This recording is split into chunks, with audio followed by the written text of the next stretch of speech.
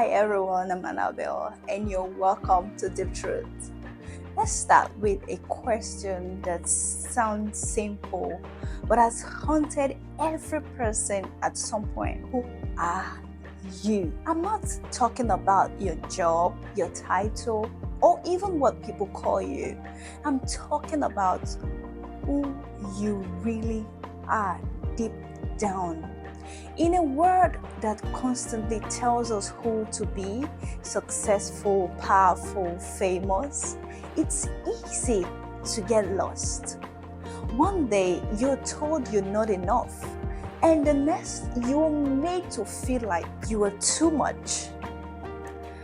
Now, if you listen to the word, you would never get a clear answer of who you are. Identity is something we all struggle with. At work, you are expected to be one person. At home, another. On social media, maybe someone else entirely. But let me give you some clarity from the Bible, where this question of identity is as old as time itself. 1. You are made in God's image. Genesis 1 verse 27 says, God created mankind in his own image. What does this mean? It means that at your core, your identity is divine. You are crafted by a creator who knew exactly what he was doing when he made you. Was there flaws? No. Mistake? No such thing. You were designed with intention. Think about that. If you're constantly doubting yourself, whether you're smart enough, attractive enough, good enough, remember that you are a reflection of God himself. And last I checked, God doesn't make junk. 2. You are more than your past. One of the most common things that warps our sense of self is our past. Whether it's guilt, shame, or even success, we can get stuck there. But 2 Corinthians 5 verse 17 says, if anyone is in Christ, they are a new creation. The old has gone, the new is here. Think of Paul. He was a persecutor of Christians until one day he had a complete turnaround. Who he was didn't dictate who he became. So if you think your past disqualifies you from greatness, think again. God is not interested in who you were. He is focused on who you are becoming. Number 3, you are not defined by the world standard. We live in a time where likes and follows can trick us into thinking they determine our worth. But let me tell you, the world's opinion is fickle. 1 minute you are the hero, the next you have been forgotten. Romans 12 verse 2 says, do not conform to the patterns of this world, but be transformed by the renewing of your mind. Stop chasing the applause of people who don't even know who they are. Their validation is temporary, but God's love is eternal. Number 4, you have purpose even when you don't see it.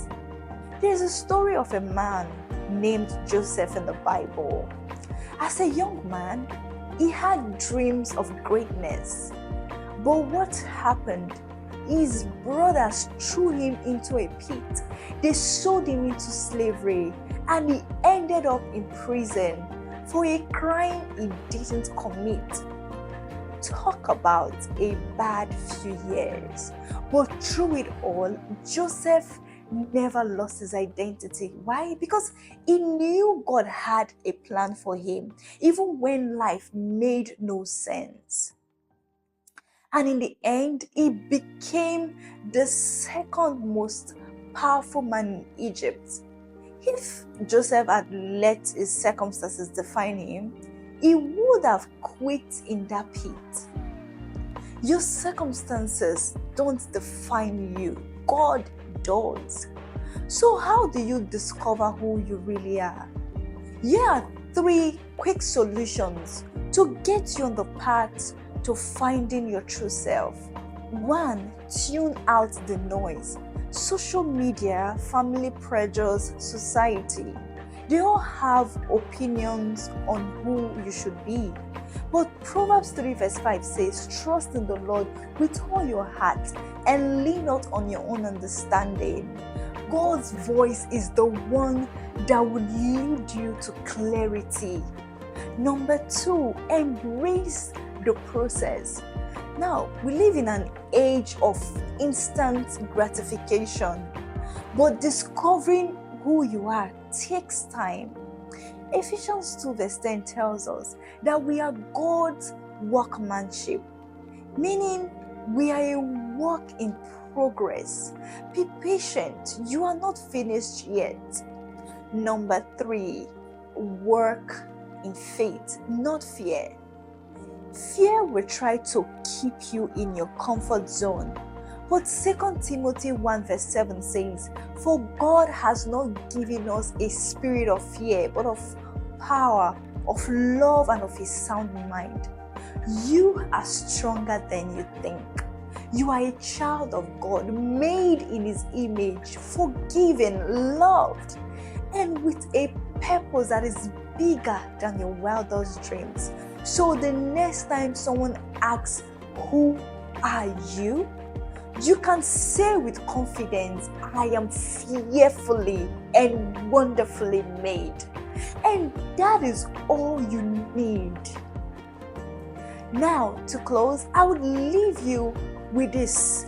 There is a story told about a sculptor who was asked how he created such beautiful statues out of plain blocks of stones. He said, I just chip away everything that isn't the masterpiece. That is what God is doing with you. He is chipping away everything that isn't the masterpiece you were made to be. So let Him do His work and walk confidently in who you are. If you enjoyed this video, don't forget to like, share, and subscribe. Kindly share your thoughts in the comments and hit the notification bell for more updates. Thank you.